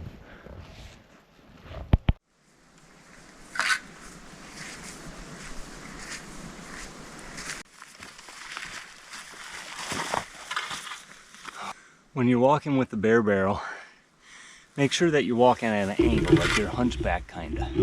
And popping your butt. You can't really see it because I don't have a huge one, but like that. But yeah, so you're popping your butt and you're walking at an angle like this the whole time. letting all that weight go on your back, especially if you got antlers on the back here. I bring my shed hunting pack to make a third port, but in order for it to be worth it, the 10 pounds of bringing that, I have to get at least 3 sheds. I only got 2, so I'm trying to do 2 ports only. Canoe, backpack, bare barrel, antlers. That heavy when you're going up like big hills and stuff, so let's get going. Okay, so my tripod broke, so I can't set this up on a trail and have it record and pick it up with the second port anymore. So it's just first person now.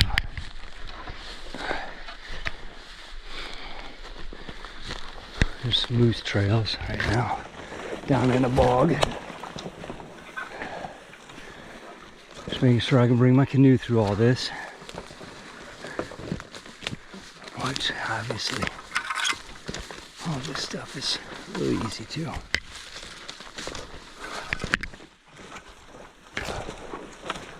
Where's this moose going?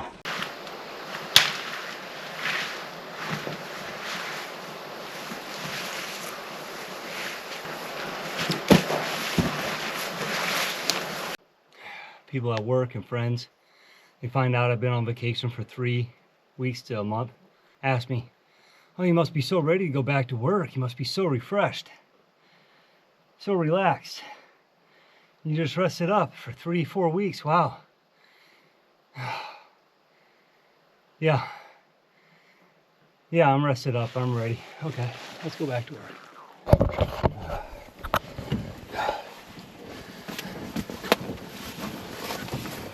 This is what regular Boundary Waters looks like. There's trails to get in and out of ports. It's pretty smoothed over, and there's landings. The trails are very well maintained. If there's ever a tree that comes down, the forest rangers will come out and cut it, remove it from the trail, just like these. When someone comes out to the Boundary Waters, you come out here for whatever your purpose is. Someone wants to come out here with a radio and a little small TV, as long as it's not too loud bothering others, go ahead, all for you. If you want to come out here for the regular Boundary Waters, for fishing, for shed hunting, for grouse hunting, or to do what I do, the primitive stuff, it's all perspective, as long as you're getting out here and enjoying nature. Okay, so this is my quiver that I bring with my bow and arrow.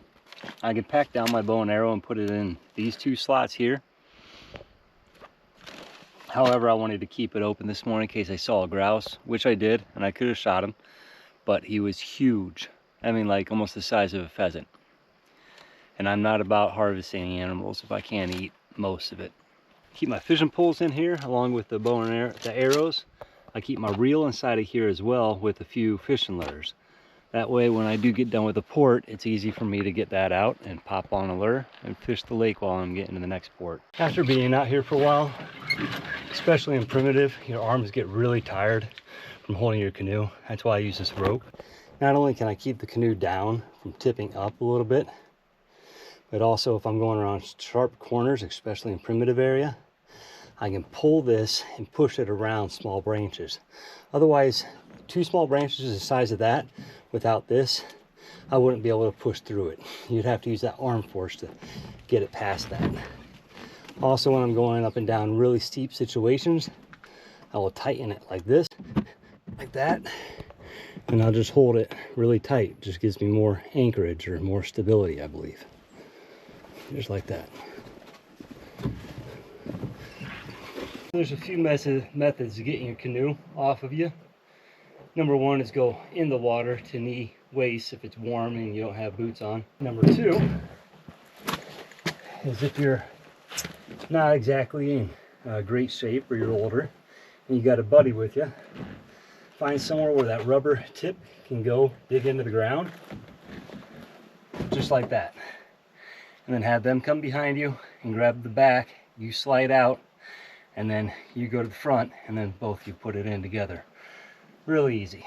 The way that I like the best, if I'm not getting wet, is I put it on my knee, and then I put the tip in, I lift the back end, and then slide the rest through the water. Nothing touching the water or the rocks if I can help it. So, kind of like this.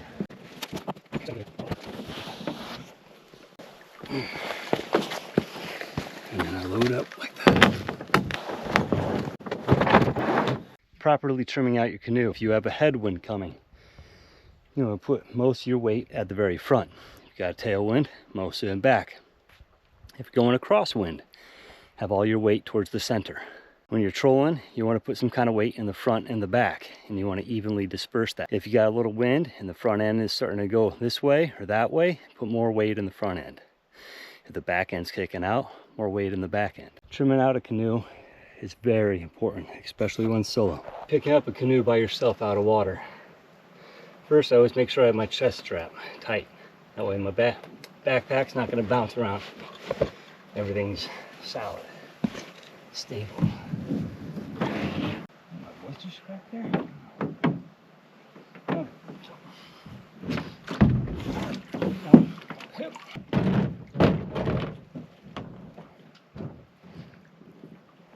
Be back.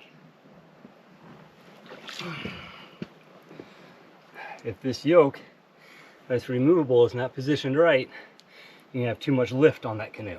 And if it's the opposite, it'll have a down shift to it. So,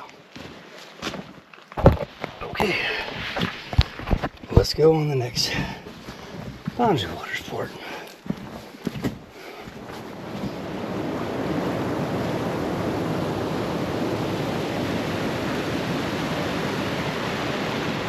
Okay, now the regular boundary waters. This is what a normal camp spot looks like. Lots of room for tents, hammocks. There's also usually a tucked away spot that they pick this location for in case of bad weather.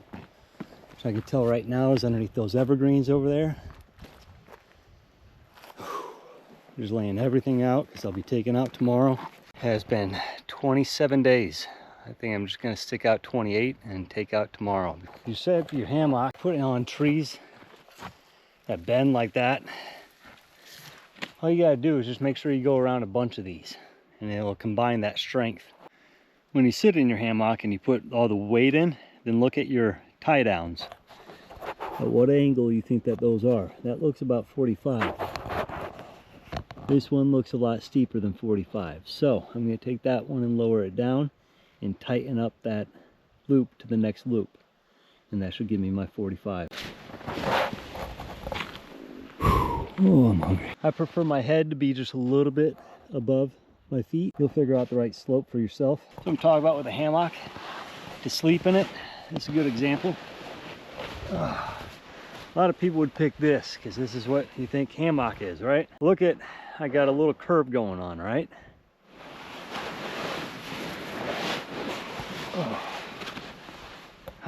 Now look at that. You see how much flatter it is? Not only that, like I said, if you want to put a little lumbar support or something else underneath your butt, a pillow. This is an extra wide hammock, a 2-person hammock. When you're making knots, make sure that you do it without looking at where you're tying your knot. You get something in your eye this far out, it's a pretty serious case, especially if you're solo. All right, where's it at, huh? Guess it's up above.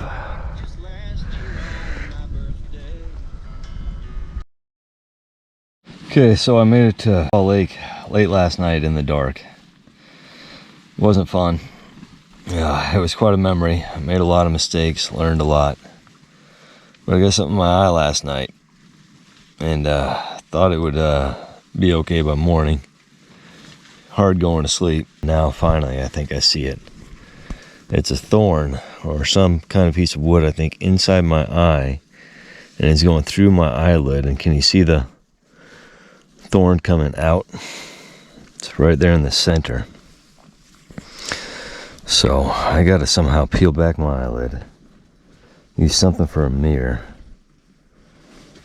and use tweezers to get that out. I don't know. Setting up camp here, and I just got done with my whole eye problem that I was super worried about, and I just got stung in the face by something. I don't know what it is.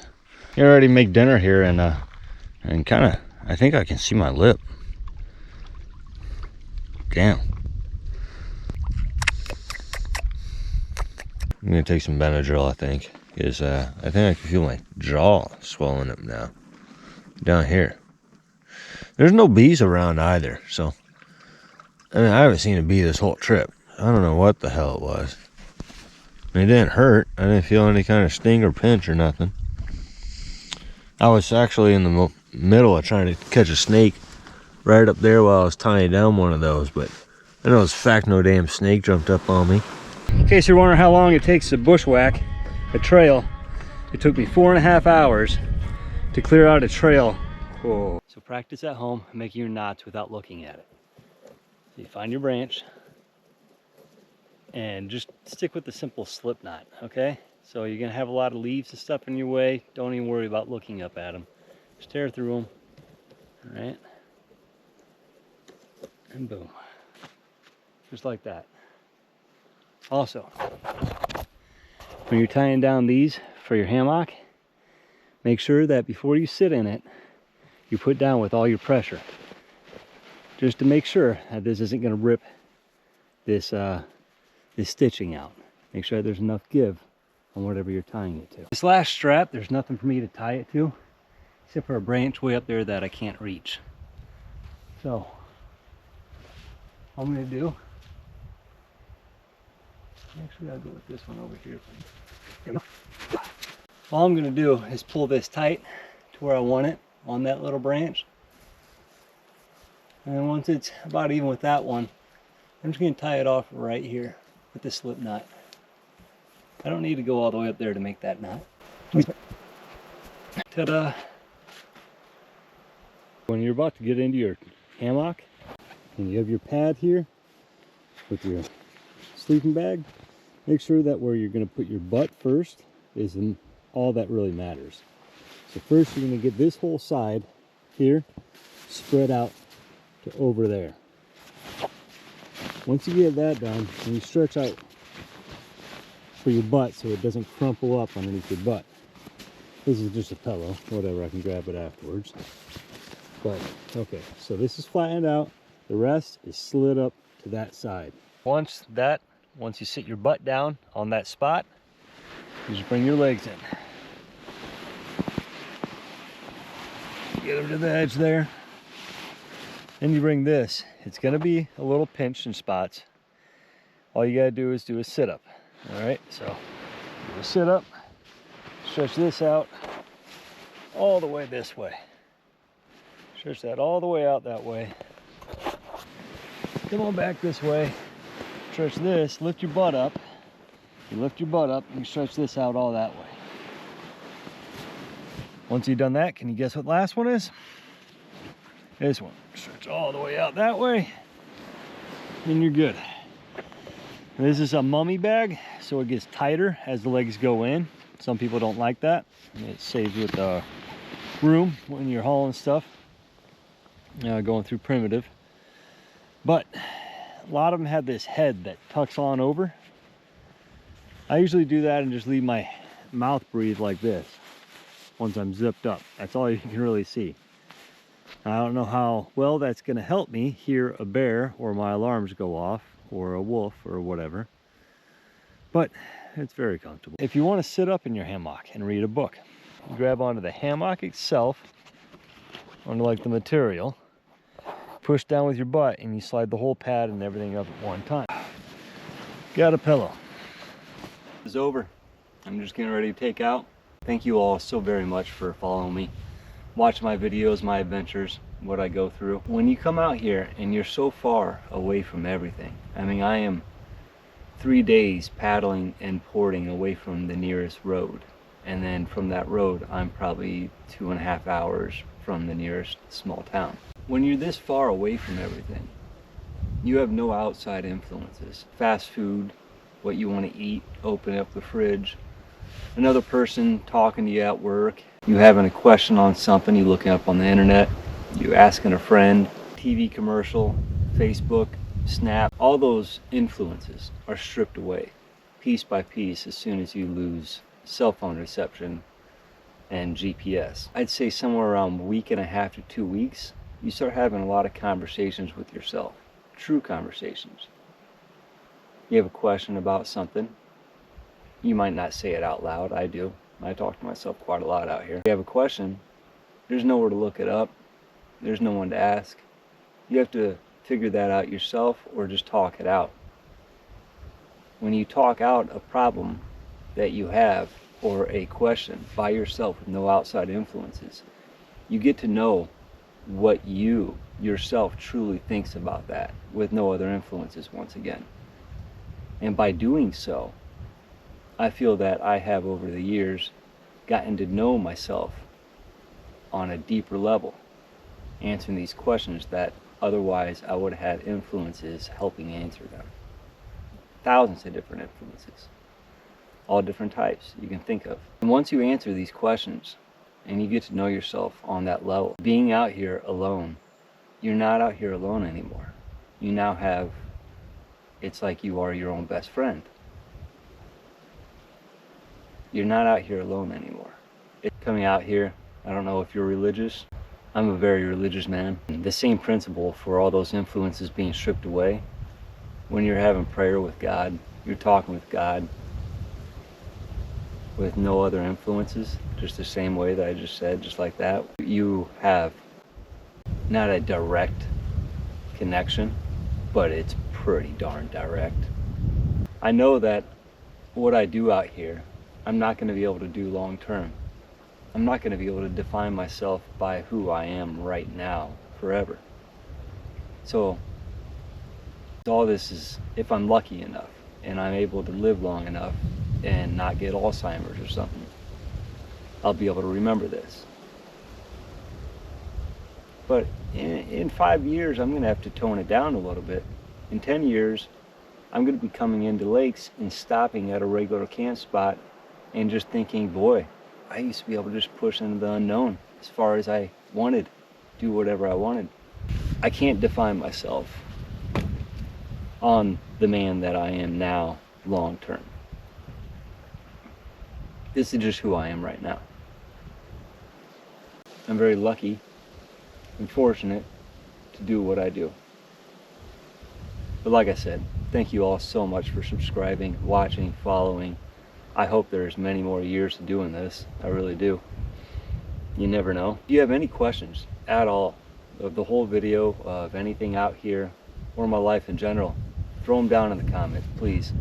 These comments, likes, and sharing this with other people helps out tremendously. Help pass this page along to anyone you know. It's such a small page, and I've been working on this for over a decade. If it grows, I promise you all so much more content.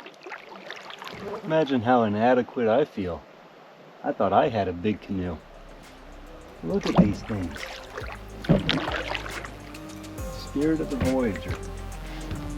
Oh my gosh, super sturdy.